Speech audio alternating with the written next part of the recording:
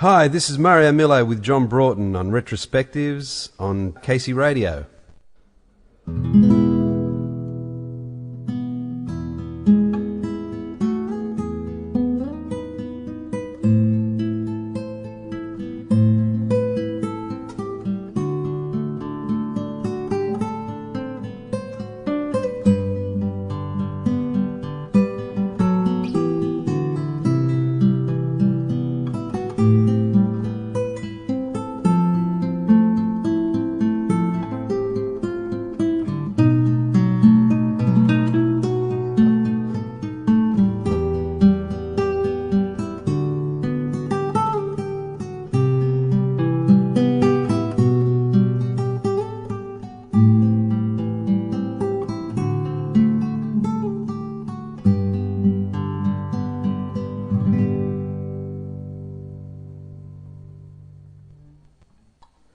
Some of you may remember that one, called Rosanna, and probably the last Aussie instrumental ever to make it into the charts, and that was back in '75 when I recorded it with Sebastian Hardie. Cheers to everyone. I believe your parents were a great influence in you gaining an interest in music. Well, Italians, music was around the house all the time as we were growing up, and Italian weddings and crisp baptisms and you name it, there was music everywhere. Did they have any specific music background themselves? Well, my dad played guitar and mandolin and piano accordion, and his dad, my grandfather, was a trumpet player, and on my mother's side, she sang operas in Italy in her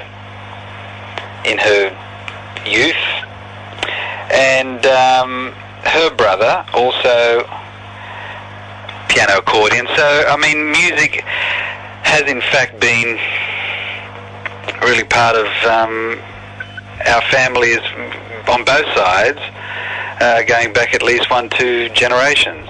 Sure. You remember your first guitar? Absolutely. Yeah? I received my first guitar on my 8th birthday. And at the same time, my dad bought himself a guitar that I now use as my main acoustic guitar, and it was a Maiden, one of the first Maidens to come out around early 60s. And yes, I'll never forget my first guitar. It was like a 3/4 size guitar, and I haven't stopped playing since. Let's talk about some of those very early bands for you. The Menu. What can you tell us about that outfit? Oh, the Menu. Well, the Menu was fantastic days. It was when I was very young. In fact, it was one of the first bands I was ever involved with, and mainly with a great friend of mine, a guy by the name of Peter Stanley, who ended up actually writing a couple of songs later on in my career when I got involved with Sebastian Hardie. But in the Menu, my whole learning days were basically with the Menu, and that band then had a change of lineup, and I continued with that name, and we ended off entering this huge sort of battle of the bands that happened with the Pepsi Cola and 2SM, and 2SM was the main radio station up here in Sydney at the time. This is 1969, and we entered that as one of the bands, and we actually won it. We won that the 1969 2SM Pepsi Pop Poll, and that was fantastic, and we won that as the Menu. And part of the prize was a recording contract with Festival Records, and also an agency that was able to get us work. The agency at the time was called Cordon Bleu, and they had this band that just won this contest called The Menu. So they all sort of decided that it was a good idea that we have a name change, and the band, they suggested the band that we call ourselves The Click. So we did that, and then they decided to call us The Fantasy, and we did commercials for the Coca-Cola company at that point, and we were promoting Fanta and did a sort of a string of commercials for them. And so that all stemmed from Menu through to The Click, through to Fantasy, and then in fact what happened was it went back to The Click with just a three-piece band. And and it was they were great learning days. Sure. You recall yourself being particularly ambitious at this stage? Did you have rock stardom in mind? Oh, absolutely. Yeah. It was always.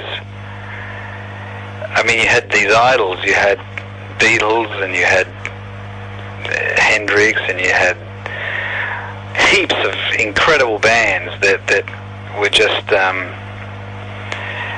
That you were being influenced by, and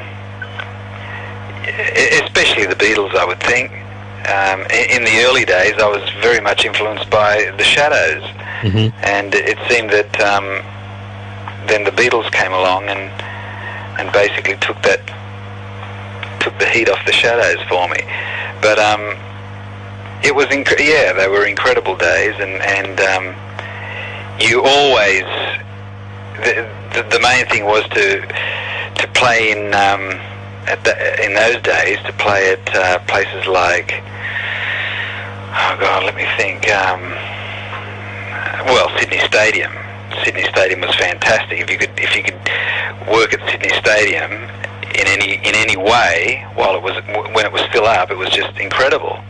The buzz that used to occur when there were performances there. And incidentally, that's where the 2SM Pepsi Pop Hole was held. And although Australia was very, very much, you never ever thought that you could ever be of international. You could never get to that international level if you were an Australian musician or an Australian band. Back in those days, it was just too much of a dream. Yeah. Yeah. Now, Sebastian Hardie, we'll go on to them. They were quite unique, I guess, amongst Australian bands at the time. Where were you drawing your inspirations from when developing the sound of this band? Well, Sebastian Hardie, it was an amazing thing what used to happen with that band. I continued in the band The Click for many years, and we would play at, back in those days, pubs were only had liquor licenses till 10 o'clock, if you remember those days. And so we used to, in The Click, I used to perform at a hotel called the Broughton Hotel at Brighton Sands, and it would wind up at 10 o'clock, and I'd grab my guitar and hop on I used to have a motorbike in those days, and put the guitar on the back of the bike and ride into Stagecoach, where in fact Sebastian Hardie were playing. And before I joined, basically Sebastian Hardie were a covers band, and I knew the guys from years of doing sort of gigs together as the two bands. We would share nights in different venues, and I would just get up and jam with them, and we were all sort of good friends and everything, and amazing things used to happen. It was unmistakable that something definite used to happen with the band when the combination of the four guys were on stage, and the original guitar player would give me the stage and hop off and say, go and have a blow with the guys, and amazing things used to happen, and it was inevitable that I became part of the band, and then from that point on, I'm sorry, I got right off your original question, but we were all at that point that the whole that new genre of progressive rock started to come to hit these shores. Bands like Focus and Yes and that whole progressive thing started to happen, and it was something that all four members of Sebastian Hardie were right into. And myself as a writer and just my actual upbringing, from hearing a lot of melody and a lot of that sort of music, it was just a very natural progression for me to write the stuff that I started to write, and Sebastian Hardie was a perfect band to perform it. Those Sebastian Hardie albums, they're truly landmark albums now in Australian music history, I guess you could say. Do you wish sometimes now that perhaps you had the recording technology that's available now to when you did those albums? No. I'll tell you why, because in fact I've been listening to the material tonight because we're just getting it prepared to be reissued basically across Europe and in Japan, and hopefully in the US and also in the UK. Oh, terrific. And then possibly reissued here, believe it or not. But so I've had a listen to all those both the Sebastian Hardie albums in fact very recently, and I hear what's there, and I think, well, it's very unique. The sound is what it was. It was recorded at EMI with Richard Lush, and John English co-produced the first album with us, and there was a definite sound with the analog, nice big sound that used to come about. And the original studio at 301 was that was in fact EMI. Now it's 301. The original joint was just fantastic, and I think the technology was already there. And I think that whilst things these days have put a lot more power into this, well, basically into people's bedrooms, really, people's living rooms. I just sort of feel that in those days it was just great. It was, and I mean, we've toyed with the idea of, for example, there's one sort of company in Japan that wanted to reissue all this stuff with bonus tracks, and there are no bonus tracks because we didn't record anything else. And the thought sort of crossed my mind, or it was mentioned, well, why don't you guys just get together and record something? And there is no way in the world that you'd be able to capture that sound with today's technology, because the equipment was so, I mean, all valves, and the console that was in it at EMI at the time was that only half a dozen of them, I think, were made from the UK, and 2 were sent out here, and the old EMI consoles, I believe that there's a couple in at Abbey Road, and there are a couple here. And so I think that, I mean, you can do a lot more these days as far as editing and sequencing and all that sort of stuff, but I think that the sound is pretty incredible back in those days. I think you can, very unique. The warmth to it, I think. Oh, yeah. Yeah, valves and all valve sort of mics, and I mean, we had Richard Lush engineering for us, and he'd worked as an assistant engineer doing some of the Beatles recordings. Yeah.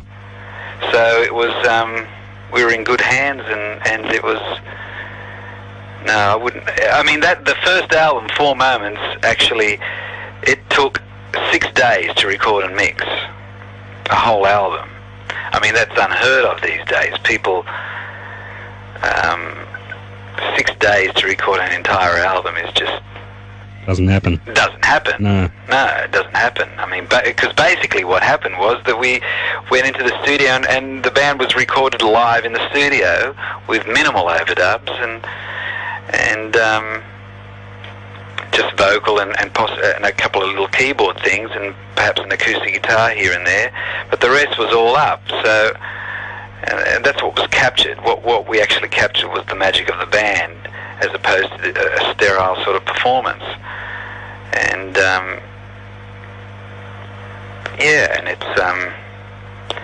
and it's amazing how it does. It has stood the test of time, even more so than some albums that were really big back then. Oh, for sure, and by some of the bands that you were mentioning earlier. But and Focus. I mean, I've tried to listen to a couple of Yes albums, some of the early stuff, and after a while, I just sort of find, oh, no, I think I'll take that off. For what Sebastian Hardie did a concert in Los Angeles a couple of years ago, and the day after the concert, there was this sort of these music enthusiasts and the promoters of the concert had a sort of convention all to do with sort of progressive rock and selling all sorts of things, rare albums, and there were a whole heap of people in this convention center, and one guy said, was having a chat with us, and he couldn't understand why Sebastian Hardie wasn't an internationally successful band like Pink Floyd, because he said that we actually do have a sound that crosses over from the progressive. It's a very easy and to some degree a commercial sort of sound, and that struck me as being quite interesting. And he wasn't actually the first one that said it. You know, it's and it sort of has an amazing thing happens when the band plays, and I think Openings, which is on the Four Moments album, is in a couple of these French music polls. I've heard that it's actually been voted as one of the all-time favourite instrumentals, up in sort of in the top 5 instrumentals of all time, as far as in the progressive rock circles. So it's great that sort of 25 years after the event, or close on 25 years after the event, there's still life in these recordings. Yeah, from a band that's only recorded 2 albums to still have. And I was thinking about it the other day, because I mean, the band was only really active for the sort of 3 years, from 1973 till 1976. In that 3-year period, we did that, and really, when I first joined the band, which was 73, we were still doing covers and doing gigs around sort of the place, and we didn't get into the original stuff probably until about well into 1974. So it was really the two years that, and in that time we created the 2 albums, and that was it was incredible time. Now, you mentioned the recent concert you did in the US. Were there any thoughts of continuing on with that after that show, or was that particularly just a one-off? Well, it was a one-off, but it was such a shot in the arm. It was fantastic. We, I mean, for many years I've been locked in doing film scores and locked in studios, and there's no applause. You're basically isolated, and you become a bit of a hermit, I suppose. You must get itchy feet to get back on stage. Oh, absolutely. Yeah.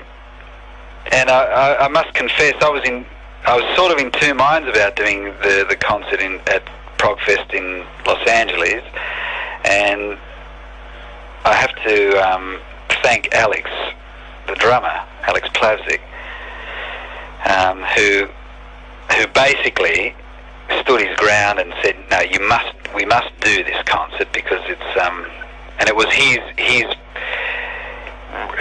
determination that got us over there, and I wouldn't change it for the world, because it was such an incredible thing to have happened sort of 18 years after our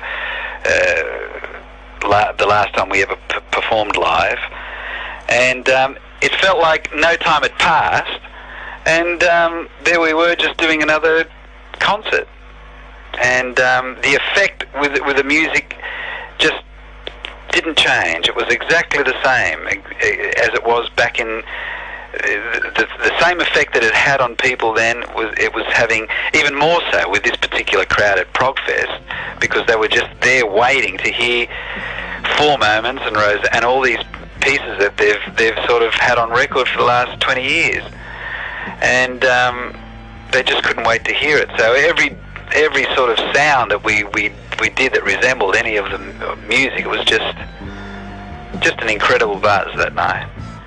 And luckily it was all recorded live, and which we were able to get the rights to, and that's another product that we're sort of releasing soon. Now, when you went on to set up Windchase, was there anything you were hoping to achieve with that outfit that hadn't happened with Sebastian Hardie? Yes, I mean, as things progress, Sebastian Hardie, there were certain elements of music that Sebastian Hardie couldn't do, as that lineup couldn't actually do certain styles of music. And at the time, it was a bit of a frustration, I suppose, with Toiv and myself, and we wanted to get into a bit more rhythmic stuff, and whereas Sebastian Hardie was a very symphonic. That was the term that the industry labelled the band as symphonic rock, and I suppose Toiv and I just wanted to. We were starting to listen to Chick Corea and Mahavishnu Orchestra, and started to get a little bit more into the sort of jazz thing, I suppose. And so there was a definite musical change, and you can probably hear the evidence of that in the Symfinity album to a point. But yeah, it never was able to carry the way that Sebastian Hardie has been able to carry over the years. Although the Symfinity album is a unique sort of an album, and again, there are some good things on the album. What am I trying to say? I suppose Sebastian Hardie was a lot more definite in its direction than Windchase. Yeah. How would you compare the two bands, say, in a live situation? Well, Windchase never really felt like a band. It never really. It was a bit unsettled. We had a couple of different drummers in the band and different bass players. Duncan Maguire was in the band for a while. Yeah. I mean, he did most of the recordings, and another bass player called Doug Nethercote. And he sort of came and went, and then Duncan came and went, and so it was never really a locked-in band like Sebastian Hardie was. Sebastian Hardie was the marriage. It was it. You couldn't change one of those members because the sound doesn't happen. It's an extraordinary thing.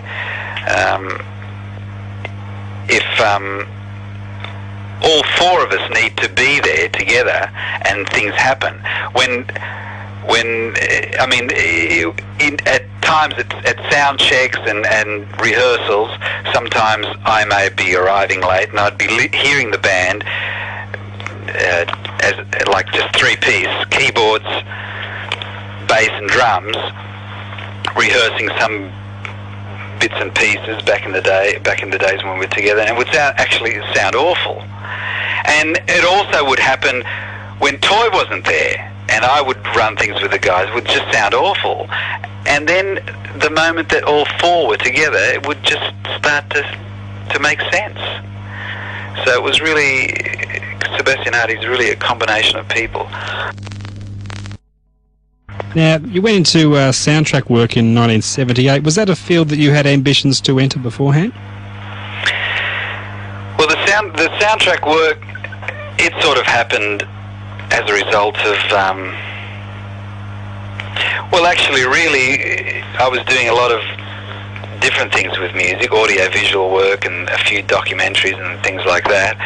And also, as a result of the connection with Sebastian Hardie and John English, and with him landing the lead role for Against the Wind, he basically convinced them that they were going to use library music for that whole series, I believe, or some other sort of music, and he convinced them to let us have a go at it, meaning him and myself. And so that was really the first main experience that I had basically scoring for film. And I've been doing it ever since. It never sort of stopped. Does your method of approaching a soundtrack composition vary according to the project? Oh, absolutely. Yeah. Absolutely. It's never the same. There are certain parallels that you can draw if you're doing sort of like a set of 3 telefilms or something. Well, then yes, you approach it in a certain way, and there's a common thing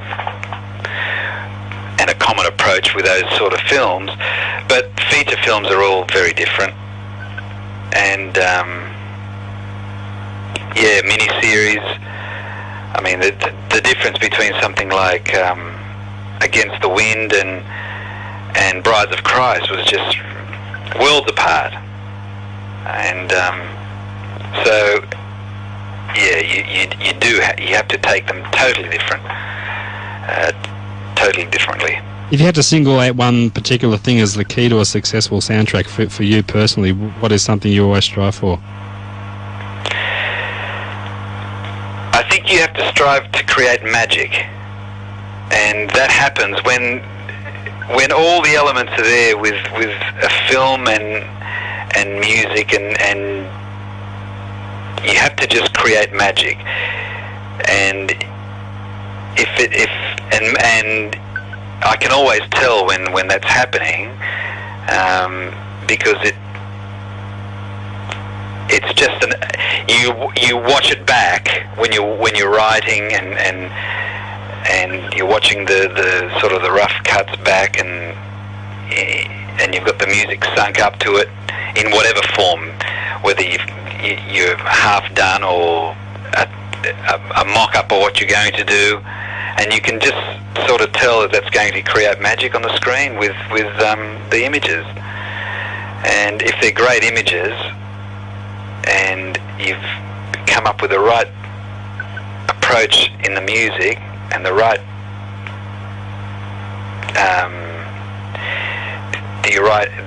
emotion in the music, you've got it. You can create this amazing magic that happens on the screen, and that's very fulfilling. But it does. I'm very much an inspired writer. If it's not a great film, or if it's not a great scene, it's a real struggle to write great music. Whereas if they're great images and it's a real inspiration, well, then you just write. Are you very picky and choosy at your own work when you're working on it? Are you a harsh judge of yourself? Oh yes, you're always the worst. Yeah. mean, it's very, very hard. It's very hard to better the last thing you did, you see, and you're always striving to do that as a writer. And yeah, it's sometimes it can be very daunting. I mean, I look back at scores like The Light Horseman that I've done, and sometimes I'm daunted by it. I think, how did I possibly get all that sorted out and all done? And but you do. You when you're confronted with something and you've got to actually do it, it's amazing what you can produce under the pressure. You've won many awards over the years for your soundtrack work and been nominated for many others as well. Now, I guess after a time it would be easy to become blasé about them. How important do you rate that type of recognition? Well, awards are a wonderful thing to receive, especially when they're judged by your peers. I think they're the ones that matter. Well, yeah, it's a real honour, and I mean, the APRA awards that I've received are fantastic. I must say that when I received the AFI for The Light Horseman, my career began to struggle from that point on, as far as the regularity of work that I was then to get. It's been very much up and down since 1987, when I got the AFI for The Light Horseman, and but I think it's mainly to do with here in Australia, and I had a choice to go and do the Hollywood thing just after I sort of scored Brides of Christ, and there was an opportunity for me to do that, but I would have had to have grabbed Liz, my wife, and the kids, and basically sold up and went to live in Hollywood. And I just couldn't think of anything that there's no way in the world that I could see myself living in Hollywood for long periods of time, especially trying to raise a family. Yeah, sure. And so I guess it's you work here in Australia, and you have to just accept the way that it is here, and hopefully it will change. And it'd be great if it did change. It would be great if a little bit of Hollywood did start to happen here in Australia, and I'm sure it will. But there may be a few of us that may miss out on it. That's all. Now, I was wandering through your website the other day, and I stumbled across the Men from Mars. Can you tell me a little bit about them? Oh, Men from Mars. Well, Men from Mars is a name basically given to a project that I've had a bee in my bonnet about, in conjunction with a couple of guys, and we basically decided a year and a half ago to just get together on sort of Mondays, or whenever it was an available time, because I have a studio, and I was getting itchy feet, if you like, just scoring film and things, and I thought it'd be great just to play. And so I basically got a bunch of guys and who are interested in developing and writing and treating it as a bit of a project. And we sort of thought that it made... We just did it. We did it for a few weeks, and in the back of my mind I thought, this will probably end, but it never did. It just kept going and going, and we would get together once a week, and then twice a week, and before we knew it, we ended off with all this material that is actually really good, and the band Men from Mars is a pretty interesting sort of band, and we started to do a few sort of low-key live gigs just around the pubs here, and it's pretty interesting. it's a pretty interesting band, and it's a band that that also I'm able to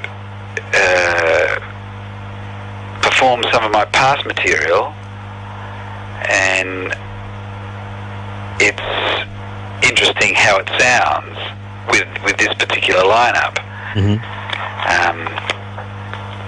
So the band is great players, great musicians, and it's still a very difficult thing to get up and running unless you have product and unless you can really put 100% of your time into it.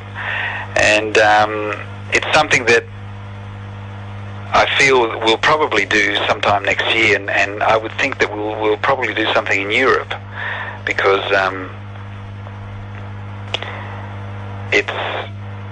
it's a difficult thing here, because I guess it's the population.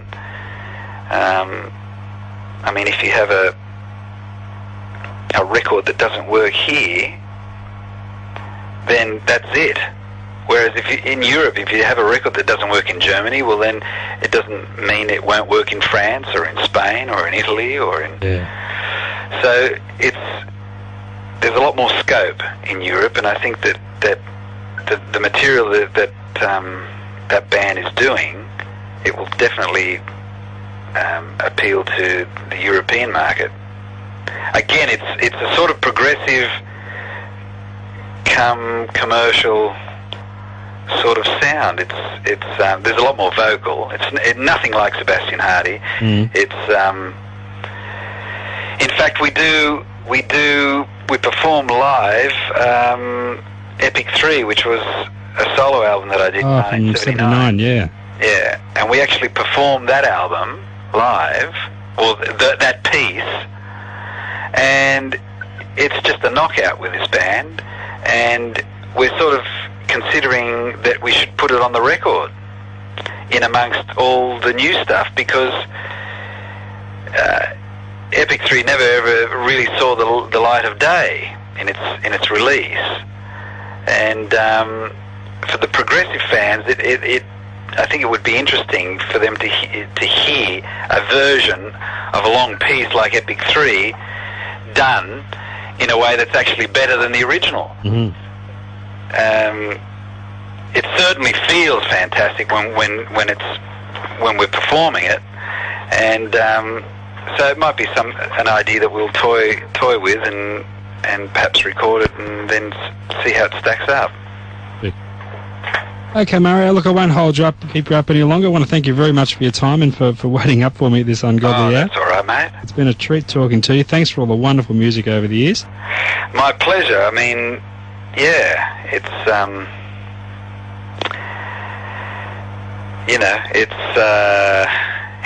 I'm a little bit tired. Yeah. Understandably. A little bit hard to sort of string sentences together.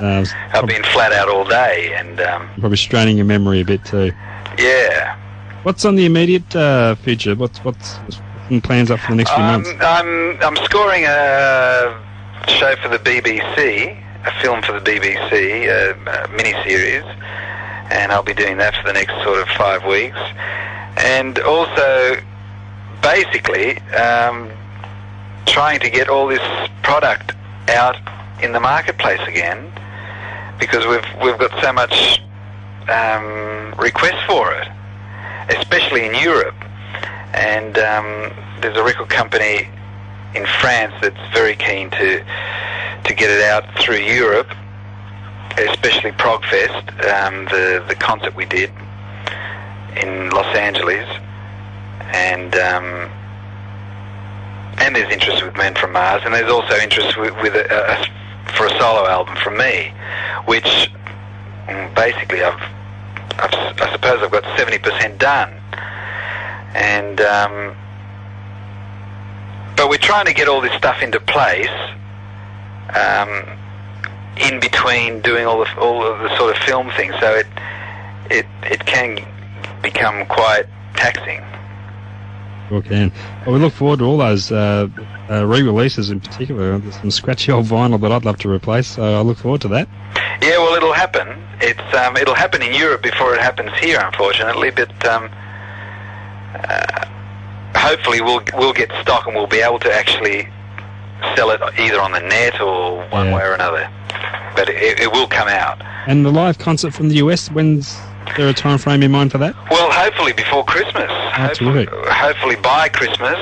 I mean, it's all ready to go, and the artwork's all done, and it's just really a matter of, again, it will happen in Europe and Japan before it happens here.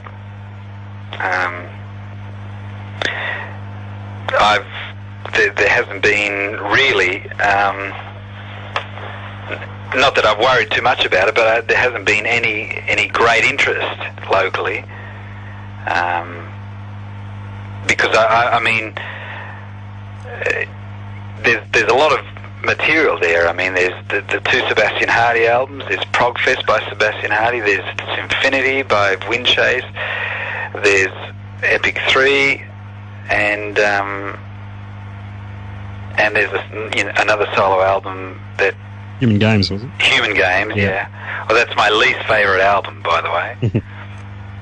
And I don't even know whether I'll even bother to put that on a CD or to make that happen. I think I'll concentrate more on new material. So there's a lot of material there, and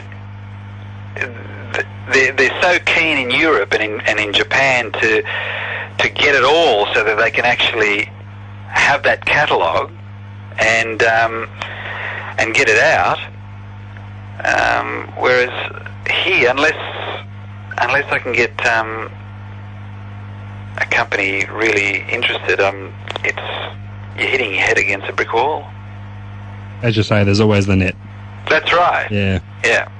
Okay, Mario, look, I won't hold you up any longer. I'll let you go and get some well-earned sleep. Thanks, mate. Thanks again. We'll stay in touch. Okay. Okay. Good on you. Yes. Bye.